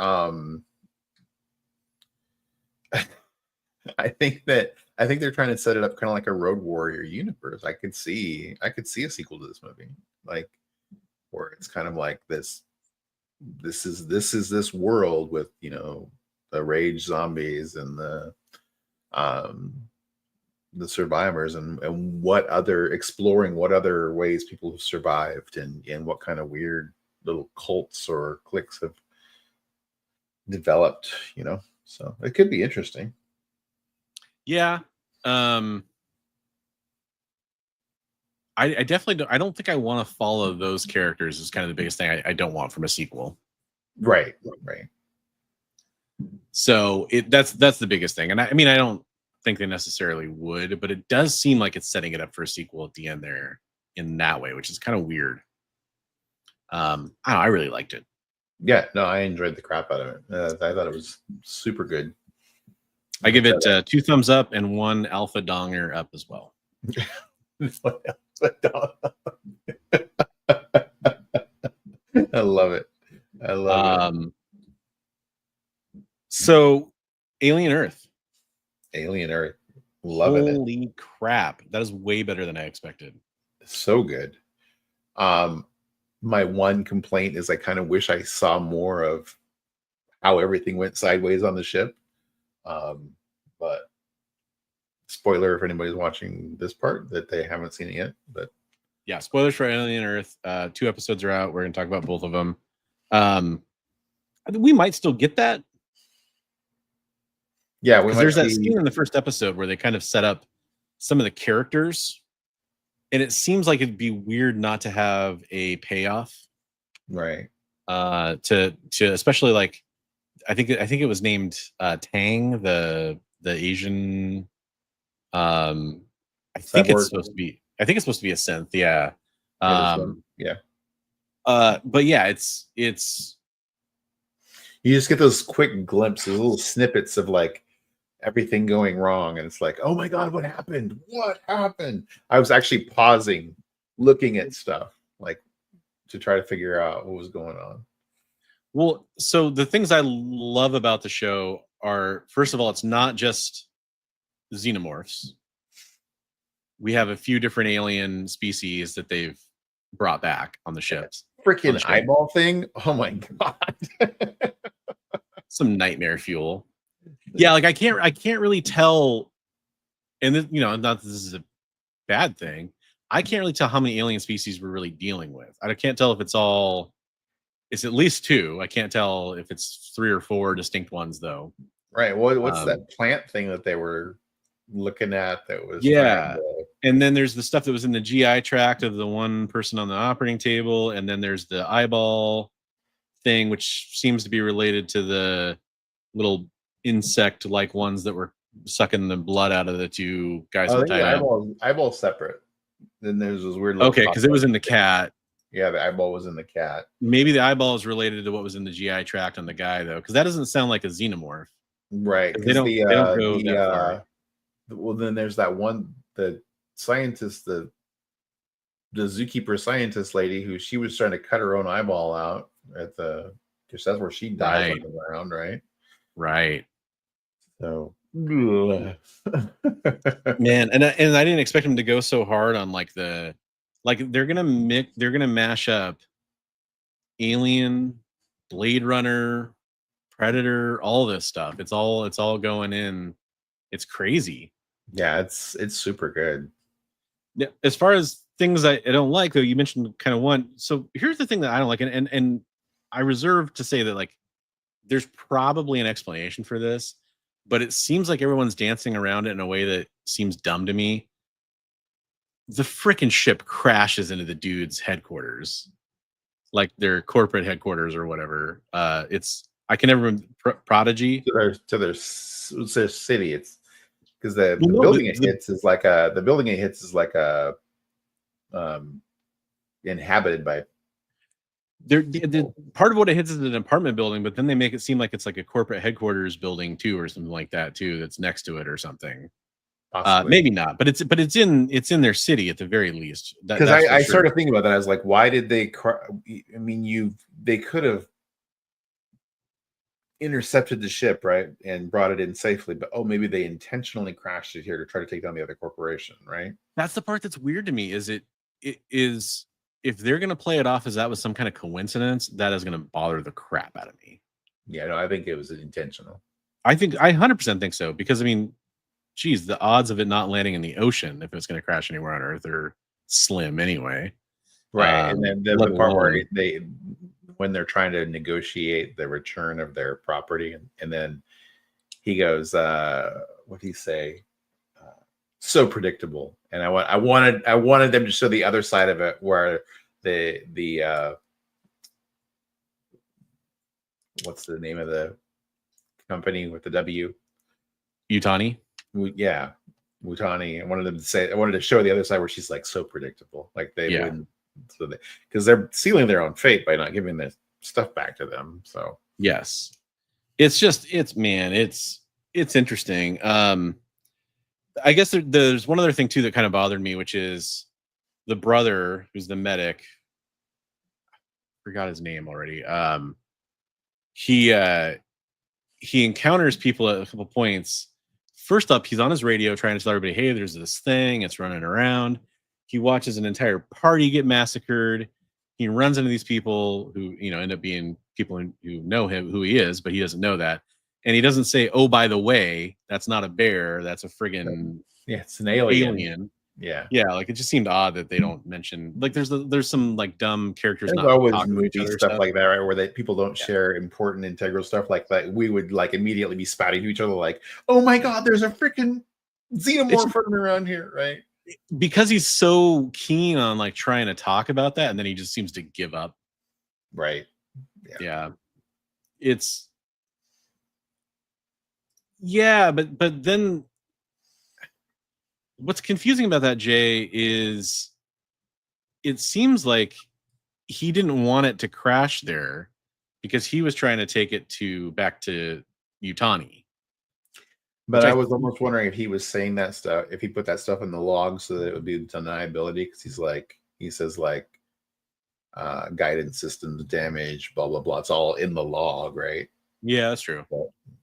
And so, and to Jay, to your comment, now I'm not sure that it's actually merged yet, because Yutani is the lady who's the surviving CEO or whatever of that company. I don't know if she was I don't think she was the originator.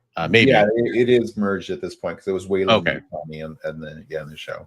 Okay. But when I keep saying Yutani, it's not leaving out the Wayland part. It's just the fact that she is a Yutani.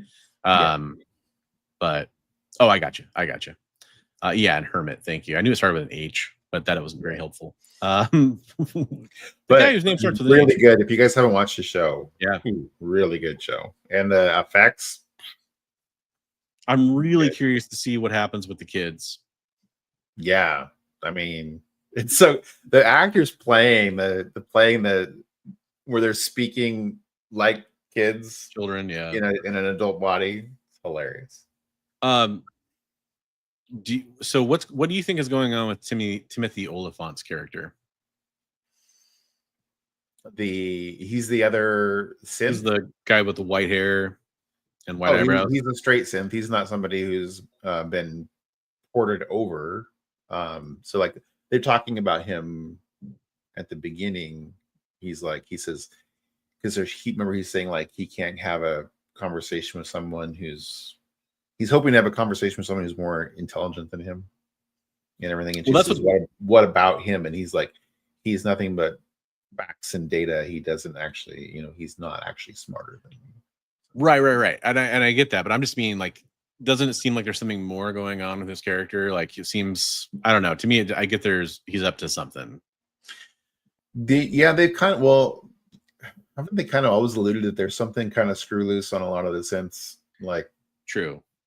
Even the one where he was on the ship with the xenomorph. Yeah, he's staring at that gal in her cryo chamber and everything. And I mean, I would be too, but yeah. Well, yeah. There's historically, I mean, the exception is Bishop, who turns out to be, kind of the Bishop was awesome. I love Bishop. Yeah. But yeah, the rest of them, there's almost always something wrong. But yeah, I just feel like there's something. I don't know if he's a double agent or something like that, but it seems like he might have his own agenda or something. Right. But maybe he's working for Weyland Yutani. Yeah, could be. What's the company from Blade Runner? Since there's so many Blade Runner fans in the audience, who's the head of the Blade Runner company again? Because I feel like that's going to tie into all this. Be interesting because they did talk about all the corporations at the very beginning. I gotta look it up here. They're talking to the kid saying he's never had a history lesson. What's it called? The Tyrell Corporation. Tyrell, okay. Yeah.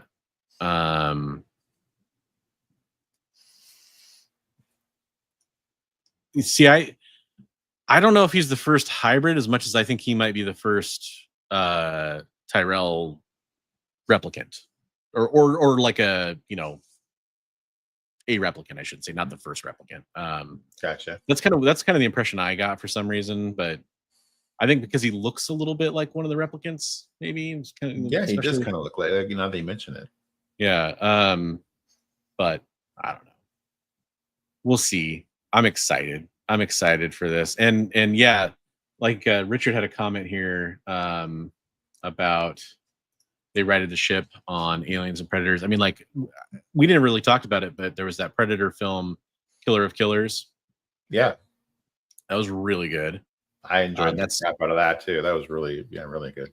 That's done by Dan Trachtenberg, who did Prey. And then we have Predator Badlands coming out, which to me looks really interesting. Post-credit scene, baby. Ties right into Prey. Yeah. Yep. I've heard that they changed the post-credit scene to include Dutch. Oh, really? And maybe Danny Glover's character. That's what Jay's saying. Something. Did you rewatch the extended version yet? Is that okay? Yeah. Okay. I know. I've seen a screenshot because there was an article about it or something like that where I saw Dutch animated or whatever. Was Danny Glover's character in there as well? Or is he too old for this shit? But I mean, man, yeah, because after some really terrible Alien versus Predator films, it does feels good again. And Prometheus is that weird movie. I have to kind of bring it up because it's obviously part of the greater pantheon. I watched Prometheus and I remember really liking it. And I watched it again not long after the first time, and I remember like being like, "Oh, this actually isn't that great of a movie." And the more I think about Prometheus, the worse it gets. You've seen the memes where it's like they obviously came from the Prometheus movie school of running from falling objects because you just run in a straight line where it's rather than going side to side where you can get away from it. Yeah. You're gonna get crushed by a falling object. Keep running underneath it. It's pretty true. There's some really weird stuff in that. And then it's funny because what was the last one after that? Was Alien Covenant? Is that the one with the Danny McBride in it or whatever? That one actually wasn't as bad as I expected it to be, even though I don't know. You learn a little bit I don't more know if I about. watched Covenant. Which one is Covenant? It's the one where you have Michael Fassbender doing the perfection thing like that. That's where that meme comes from. Basically, they crash land on another planet that David has been doing experiments with xenomorphs on. I've only watched it once, but seen that. Yeah, that one. It was so good it was forgettable. Well, I mean, it's not that it was good, but it kind of felt like a step back in the right direction to Alien, right? As opposed to what Prometheus was, which was kind of out there. But I mean, the best thing about Prometheus was the engineer species and getting to see a little bit of them and everything. And I mean, that was the cool thing with Prometheus. Mike Harrigan and Dutch. We rewatched the whole thing for 4 extra seconds. Nice. Well, I want to rewatch it anyway. It's worth it. Yeah, it's a good film.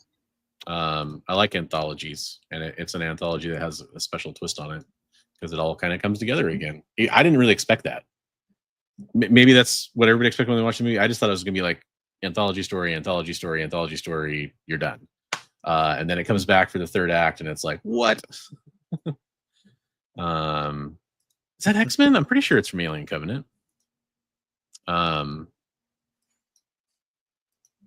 I'm curious. Yeah, that's kind of, you know what? I'm gonna be honest with you, baby. That's all I got. What do you got?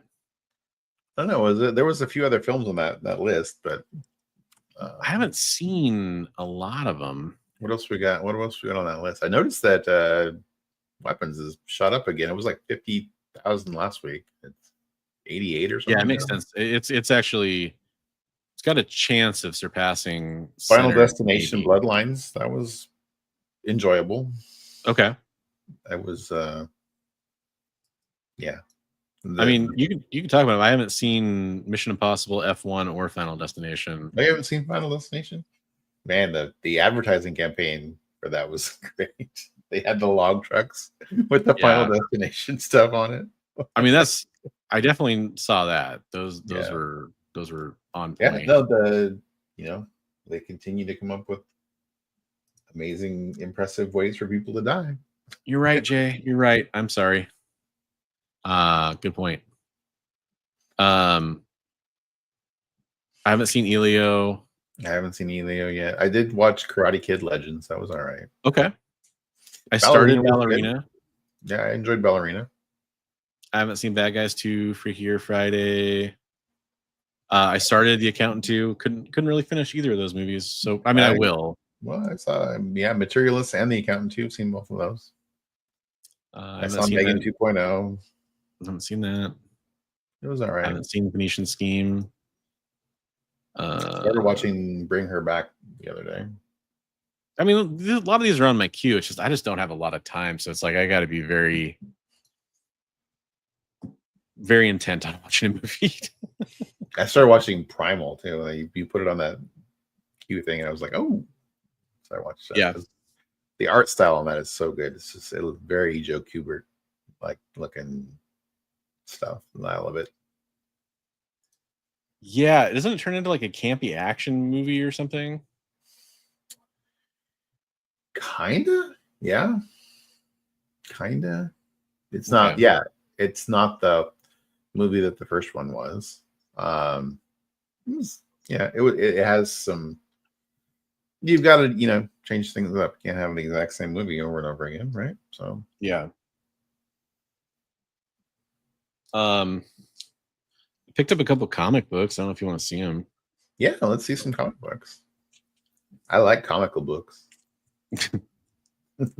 Me too's. I haven't even rebagged and boarded them yet, so I feel. Whoa, that's not. Hey, that's me. Picked up a few 300 some odd number X-Men issues that I needed that I didn't have. 347. Nice. That's 349. Is that Mad Dog doing the artwork on those? Madureira. Yeah. And is that 364? Nice. So yeah, that was fun. Chad wants you to show him something with that silky beard. Something with that. I Put don't know what kind of something you comics want. in the silky beard. This was kind of cool. I know there's a few like minor first appearances in this. Sinestro Core #1. Yeah. All these all came from an antique shop. I went to like 2 or 3 antique malls, and they all came actually from one shop that I ended up finding some stuff I liked at for good prices. Kazar #5. That's cool. Yeah. And just these were not bagged and boarded, just kind of in a random area, but I got a couple swimsuit issue. Is this from that same one you've been going to? No, this is from a different one. This is from a different one. I'll share the spot with you. Gotcha. Later. Off the air. And then, yeah. Don't want to give up all the happy hunting. Confidential. Kind of neat. There we go. Yeah. And then the response from the guy, my brother, you know, they have an upstairs area with a bunch of the non-bagged and board comics, which are all cheap. And he's like, "That was upstairs?" I was like, "Yep." Wow. There we Flash go. Gordon action there. Flash Gordon. Nice. So, which I love. The back cover is just the same thing, but without. Yeah, that's the way they used to. They did all those old keys with the old Magnus Robot Fighter and everything. They had the full art on the back, which is really cool. The old Turlock too. I love those. Yeah, Turlock, when I was a little kid, was actually one of the first comics I can remember reading, like at a library. And I was just like, "Whoa, there's like Native Americans and dinosaurs. This is cool." same place I grabbed a couple Terrell Davis Broncos. What? I know, right? Full circle here, right? And then his rookie card there from Classic. Right on. But yeah, so bring it full circle for sure. Chad, I'm actually a year younger than you, I think, from what you quoted earlier. Yeah, he's kind of old too, he says. Y'all have any feelings on the Matt Fraction Batman suit or the Spider-Man brand new day set photos? The Bat suit was, I'm gonna look that up again because I think I saw it once and I was kind of like, that's interesting. I haven't seen it. But I don't think Matt Fraction really designed it. I'm gonna pull that card. Looks pretty interesting. That swinging rig that they had for him was awesome.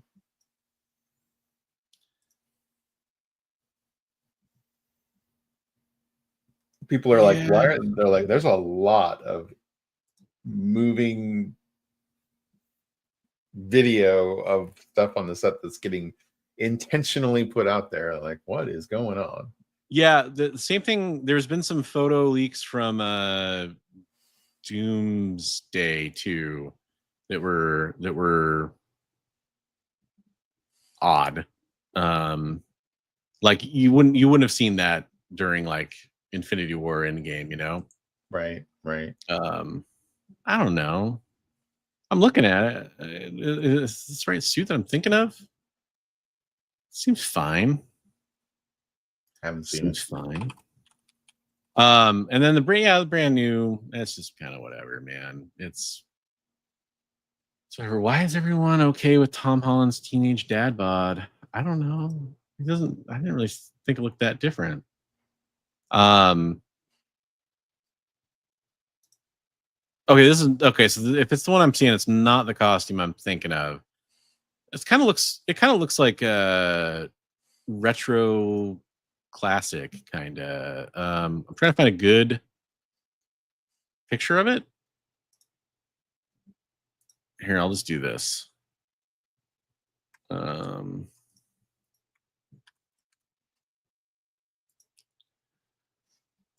I don't know, like it's just kind of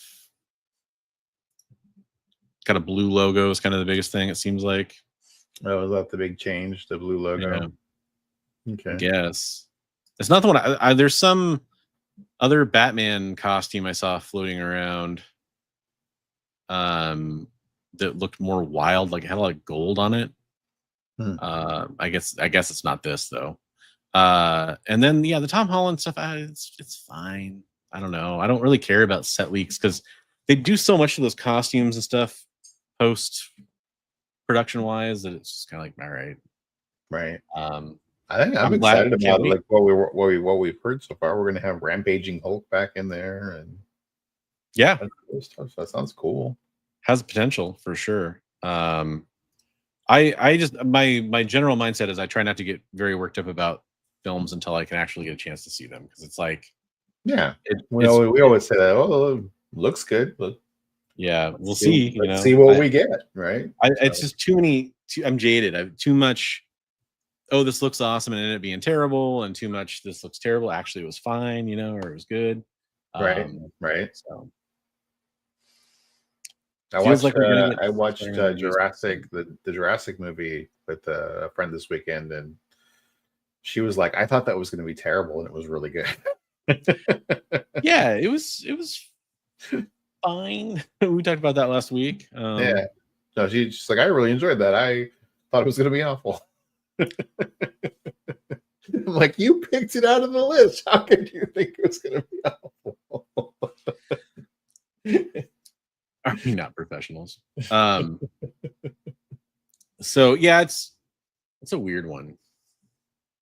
It's a weird one with Jurassic World. We started watching. It could have been better, but it wasn't as bad as it could have been either. I think starting to watch a little bit more of it again. I had some of the affinity or some of the newfound appreciation of some of the action scenes in that film. That was my second time watching it, and I was like, actually, this part is really good. I was like watching certain parts, but I was like, that's really well done. I really like that. Mm-hmm. And then so there was I had less qualms with it the second time around. Yeah. If that makes any sense. Well, I mean, it's kind of like, Jay talked about, he came on and talked about how he saw Superman, and it was really the second time around that he kind of started loving it. Some of these movies, it's kind of been true. Like Jurassic World Rebirth, I'm kind of feeling that. Fantastic Four, I'm feeling that. I'm excited for my second rewatch on Superman. So yeah, it's coming. No, definitely, it's nice that we have that option to go back and rewatch those and get a second thought on that. I like that. Man, I am super tired, so I think I'm gonna have to call it a night before I fall asleep on camera. It is all good, brothers. I'm just happy that we were able to get together. I really enjoyed hanging out with you. Yeah, talking some movies. We got to figure out what we're talking about next week. Love to hear if anybody out there has thoughts on what they'd like to hear us ramble about for a couple hours next week. Let us know. We'd like to ramble about what you guys want us to ramble about. So, yeah, I think if it's an interesting thought about this one. I think if Cavill was given this script, I think he still would have done a great job. Right. Yeah. I think that I'm not 100% sold on David Cornsweet yet, but I don't know if I ever will be. There's a little bit of like Tyler Hoechlin there, where I never fully bought Tyler Hoechlin as Superman either. There's something about the look that's just, I mean, he's a great actor. He's fine in the role. It's just, I don't know. Maybe it's too much comparison to like, even I fully bought into Brandon Routh as Superman. Just he looks like Superman to me. I don't know. He has the gravity when he talks, that kind of stuff of that character. But Christopher Reeve is always going to be my Superman. So that's just it's a tough litmus test for somebody to try to pass. For a younger, I definitely agree. I'm not one of those people who insists it had to be Cavill again or whatever. But I think Cavill got handed a bad set of scripts for Superman and circumstances for him to play. To be honest with you, I think he could have nailed it. Hopefully, he has an opportunity to play, some amazing franchise character like I don't know, like an old mutant Canadian, or like I don't know, some kind of character out there deserving of his, or like some some grizzled old monster fighter, like a kind of like a witch, but you know. You bring in Brandon Routh to take Henry Cavill's spot. Oh man, that'd be great. That'd be great. Other than that, no, I really got to go get some sleep. I think, man, I'm just tired. So, a witch or something. Yeah, witch or kind of ish character. Yeah, we'd love to hear about it from you guys. What you want us to hear us talk about hit us in the comments, please. Yeah, Let us know what you guys want to talk about, or we will discuss and find some cool things to reminisce about. Yeah, and if you have any comments about this episode, just let us know. As a friendly reminder, we'd ask you to go subscribe to the other channels wherever you're watching. If you're watching on my channel, Bronze Age Nerd, if you're watching on Bigby's channel, great. If you're watching on EXP, that's awesome. All the links for those channels are in the description, so please go sub up to the rest of them. We'd love to see you watching those other videos too. Thanks a lot, everybody, and we'll catch you in the next one next week. Have a good night.